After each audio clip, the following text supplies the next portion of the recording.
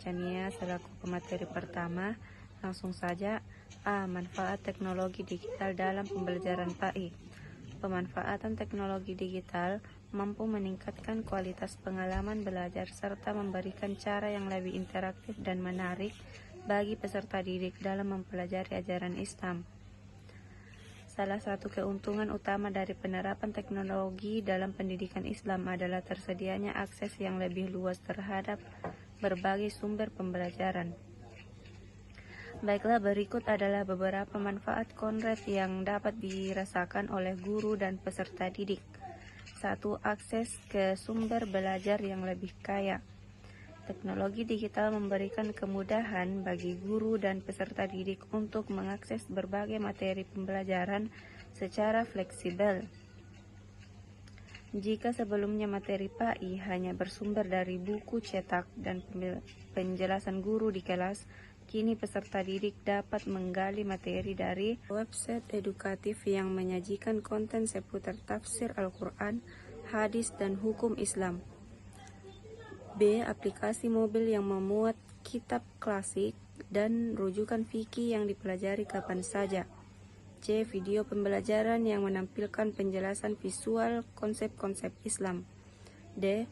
E-book dan audiobook yang mendukung pembelajaran berbasis literasi digital.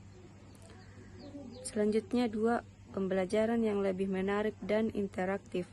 Salah satu kelemahan pendekatan konvensional seperti ceramah adalah kurangnya partisipasi aktif dari peserta didik.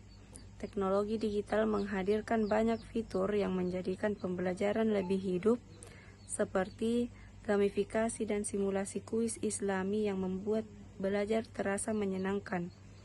B. Animasi edukatif untuk menjelaskan sejarah Islam, akidah, dan akhlak secara visual. C. Teknologi augmented reality dan virtual reality yang memungkinkan simulasi ibadah seperti manasik haji sehingga peserta didik mendapatkan pengalaman yang lebih nyata. D. Meningkatkan interaksi antara guru dan peserta didik. Teknologi juga membuka peluang bagi guru dan peserta didik untuk terus berinteraksi, baik selama maupun di luar jam pembelajaran. Beberapa bentuk kemudahan yang bisa dimanfaatkan adalah A. Pengiriman materi atau tugas melalui platform seperti WhatsApp, Telegram, atau Google Classroom. B. Diskusi daring melalui forum atau media sosial mengenai topik-topik keislaman. C. Kesempatan untuk bertanya langsung kepada guru secara online jika ada materi yang belum dipahami. Selanjutnya 4. Pembelajaran fleksibel dan jarak jauh. Teknologi digital memungkinkan kegiatan belajar tetap berlangsung walaupun tidak secara langsung hadir di ruangan kelas. Keunggulan dari sistem ini antara lain: A. Peserta didik dapat mengatur waktu dan tempat belajar sesuai kondisi mereka. B. Cocok diterapkan saat kondisi darurat seperti pandemi atau bencana. C. Materi pembelajaran bisa diakses berulang kali melalui rekaman atau catatan digital. Mungkin itu saja dari saya, kurang dan lebihnya mohon dimaafkan. Faiza azam tawakkal Allah. Assalamualaikum warahmatullahi wabarakatuh. Bismillahirrahmanirrahim. Assalamualaikum warahmatullahi wabarakatuh. Perkenalkan, nama saya Muhammad Irus Haryadi. Baik, di sini saya akan menjelaskan tentang evaluasi efektivitas teknologi digital. Evaluasi efektivitas teknologi digital dalam pendidikan merupakan proses penilaian terhadap sejauh mana penggunaan teknologi mendukung tercapainya tujuan pembelajaran. Evaluasi ini mencakup analisis terhadap pengaruh teknologi terhadap keterlibatan peserta didik, hasil belajar, efisiensi pembelajaran, serta kualitas interaksi antara guru dan peserta didik. Di era digital saat ini, teknologi telah menjadi elemen penting dalam dunia pendidikan.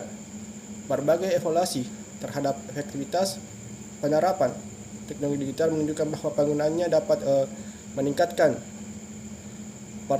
partisipasi peserta didik dan hasil pembelajaran. Beragam penelitian mengungkap bahwa teknologi seperti visualisasi materi, simulasi interaktif, serta latihan adaptif memiliki pengaruh positif terhadap pemahaman peserta didik, terutama dalam pelajaran pendidikan agama Islam. Teknologi digital juga membuka peluang untuk pembelajaran yang dipersonalisasi melalui berbagai aplikasi. Peserta dapat belajar sesuai kecepatan dan kebutuhan masing-masing karena materi dapat disesuaikan secara otomatis berdasarkan hasil belajar mereka. Kemudahan akses belajar kapan saja dan di mana saja juga meningkatkan fleksibilitas, khususnya bagi peserta didik yang mengalami keterbatasan waktu dan akses pendidikan formal. Namun penerapan teknologi digital ini tidak lepas dari tantangan. Salah satu yang paling mencolok adalah kesenjangan digital, di mana tidak semua peserta didik memiliki akses yang memadai terhadap perangkat teknologi dan koneksi internet. Di samping itu, meskipun teknologi menawarkan banyak kemudahan, akan tetapi peran guru sangat penting. Guru harus mampu mengarahkan peserta didik agar menggunakan teknologi dengan bijak dan memastikan bahwa pemahaman konsep tetap menjadi fokus utama. Kombinasi antara pemanfaatan teknologi dan strategi pedagogis yang tepat menjadi kunci tercapainya hasil belajar yang maksimal.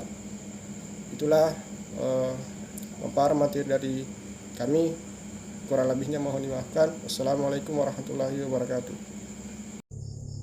Jadi baik, di sini saya akan memaparkan materi ketiga, yaitu tantangan dalam penerapan teknologi digital. Walaupun teknologi digital menawarkan berbagai keunggulan seperti kemudahan akses informasi, pembelajaran yang lebih interaktif dan efisiensi proses belajar, penerapannya tetap menghadapi sejumlah tantangan yang perlu disikapi secara serius. Yang pertama itu ketersediaan infrastruktur.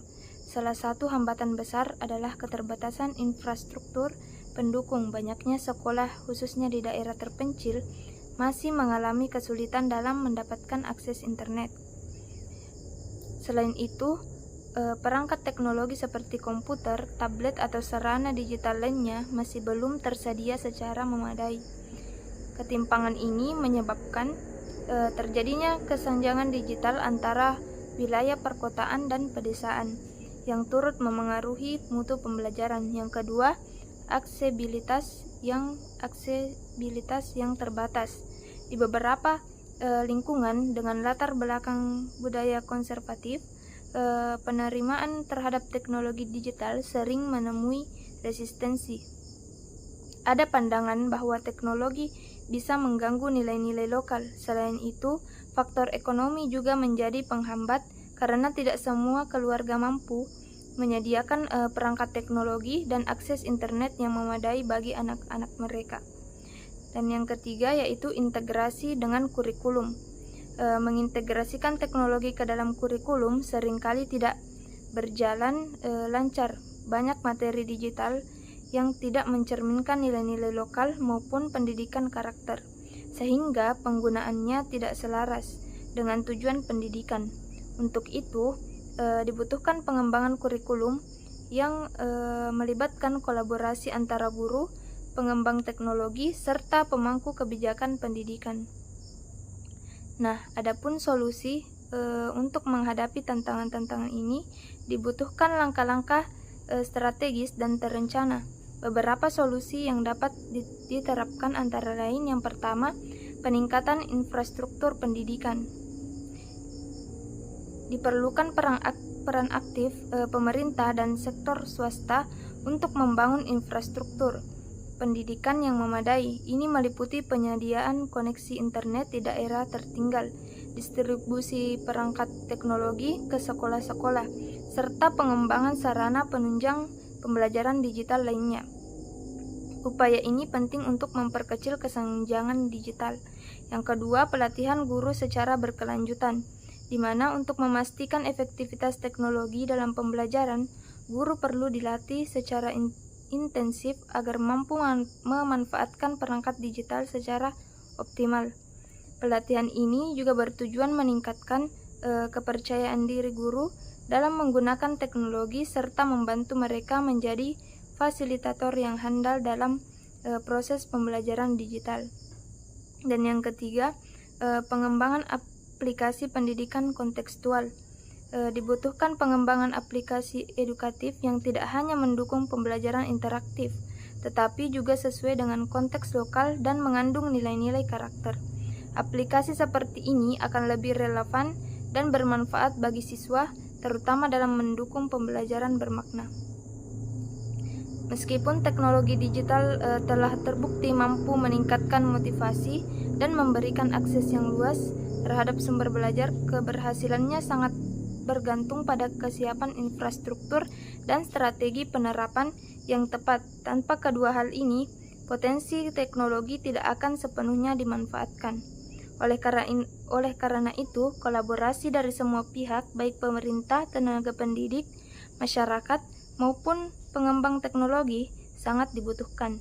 Dengan dukungan yang berkelanjutan, teknologi digital dapat menjadi sarana transformasi pendidikan yang efektif dan bukan sekedar tren sesaat. Tujuannya adalah menciptakan sistem pendidikan yang inklusif, adaptif, dan siap menghadapi tantangan di masa depan. Baik, itu saja yang sempat saya sampaikan. Selanjutnya akan dilanjutkan oleh rekan saya. Baik, di sini saya akan menyampaikan materi bagian D, yaitu strategi mengoptimalkan teknologi digital dalam PAI. Jadi, agar penerapan teknologi digital dalam pembelajaran agama Islam berjalan optimal, diperlukan strategi yang terstruktur dan menyeluruh. Beberapa strategi yang dapat diterapkan antara lain, yang pertama yaitu peningkatan kompetensi guru. Jadi langkah utama adalah meningkatkan kemampuan para pengajar dalam menggunakan teknologi. Hal ini bisa dilakukan melalui pelatihan intensif dan berkelanjutan agar para guru dapat menguasai berbagai platform pembelajaran digital, aplikasi mobile, serta metode mengajar yang lebih menarik dan interaktif. Kemudian yang kedua yaitu pengembangan kurikulum berbasis digital. Jadi kurikulum pendidikan agama Islam juga harus dikembangkan agar mampu mengintegrasikan unsur-unsur teknologi digital secara efektif. Ini mencakup penyediaan materi pembelajaran digital yang variatif serta penggunaan media pembelajaran interaktif. Kemudian yang ketiga yaitu kemitraan dengan pihak luar, yaitu adanya kolaborasi dengan berbagai pihak seperti pemerintah, LSM maupun perusahaan teknologi sangat penting untuk mendukung pengembangan teknologi dalam pendidikan. Kemudian yang keempat yaitu monitoring dan evaluasi yang konsisten. Jadi sangat diperlukan adanya sistem evaluasi dan pemantauan yang dilakukan secara terus-menerus untuk menilai sejauh mana teknologi digital digunakan secara efektif. Jadi dengan menerapkan strategi-strategi ini secara komprehensif, diharapkan bahwa implementasi teknologi digital dalam pendidikan agama Islam dapat menjadi lebih efektif dan berkelanjutan. Jadi, adapun beberapa hal yang perlu diperhatikan agar teknologi digital dalam pendidikan agama Islam itu memiliki berbagai implikasi penting yang dapat membentuk arah pengembangan pendidikan di era digital ini. Jadi ada beberapa hal-hal yang perlu diperhatikan. Yang pertama yaitu meningkatkan akses dan mutu pembelajaran, kemudian mendorong pembaruan metode pembelajaran, kemudian menyesuaikan pendidikan dengan realitas zaman, dan menghadapi berbagai hambatan serta mewujudkan lingkungan belajar yang aman dan inklusif. Jadi itu saja yang bisa saya jelaskan mengenai materi tentang strategi mengoptimalkan teknologi digital dalam pembelajaran agama Islam.